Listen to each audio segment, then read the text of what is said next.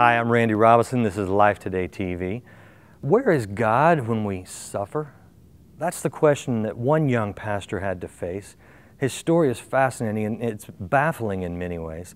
I had the privilege of sitting down with Chris Maxwell. He is the author of several books, including the book Pause.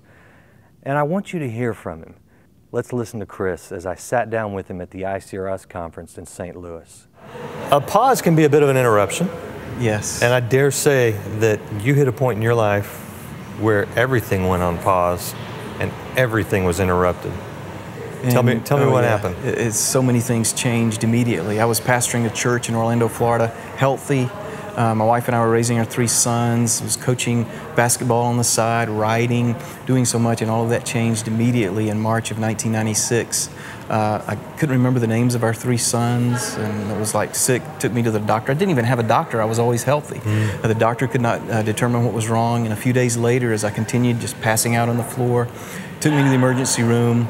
They thought I had overdosed on drugs. And you weren't taking anything? No, I wasn't taking anything, but fortunately, there were 2 physicians there at the hospital at the same time that were never there together before or after that. And they realized that Chris might not live. That was their first assumption. But then they were able to determine that I was suffering from encephalitis. And so that was the swelling of the brain. The swelling of the brain, and it was slowly killing me, they thought.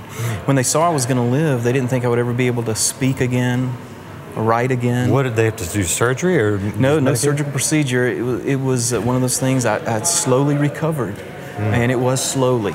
At first, I didn't understand things were as bad as they were. Well, yeah. But I could not remember the names of our 3 sons. I could not write. I could not spell. I wasn't communicating. I was very emotional. Tell me a joke, I would cry. It was just very... it's like you turned into a woman. I turned into what my wife calls me now, her second husband. Oh, wow. Because even though I did recover, the people at the church were wonderful. They stuck with us, went through speech therapy, and slowly started writing again, speaking again. Wow. I stayed on as pastor. How long did it take? It's still taking time. It's still ongoing. Yeah, I will never be the man that I was before. But you know, in moments like that, some of those religious phrases we use, they're not just phrases anymore. It's a stage in life where God is my healer in the moment. And even though I now suffer with severe scar tissue in my left temporal lobe, I take medication, God's using me in amazing ways. I'm traveling all over the world telling the story, because now it's not my story. It's His story of God being our help in time of need. Let me ask you about her story. How did your wife handle this?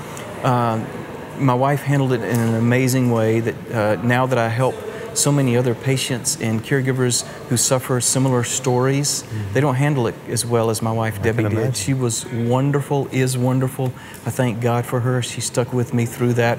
But the difficult part for her was she held it all in. I'm one of those, let's talk about it, deal with it. She held it in and had to work through it in painful ways.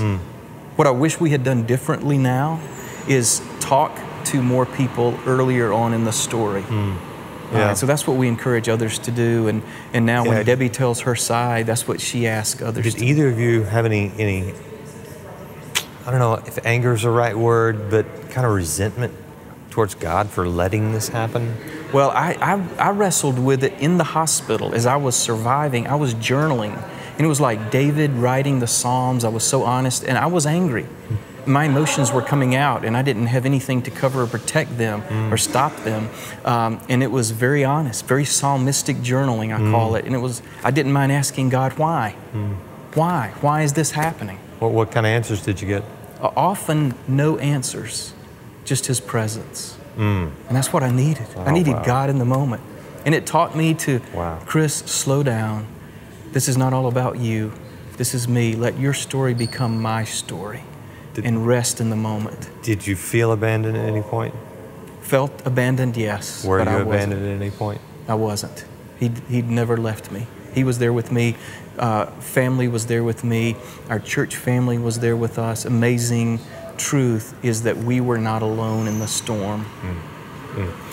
Tell me about the book. What are you talking about? One word at a time. Yes. The secret to a better, what is it? The secret to a better life. One word at a time. This is my 4th book, and this is really the life I want to live. It's pause, because we are people in a hurry. I'm in a hurry. You're in a hurry. We're doing so much in a short amount of time.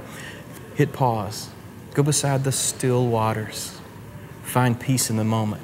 You know, that's what has to happen to my brain now as the electrical system wants to overwork and could cause seizures. To prevent seizures, it needs to calm down. Well, think about how that applies to our lives. Pastors are in such a hurry, busy, doing so many things. Wives, like my wife, taking care of so many people. Men trying to accomplish goals and agenda. And we're strategic, driven people. Climb that ladder. God is saying, be still and know.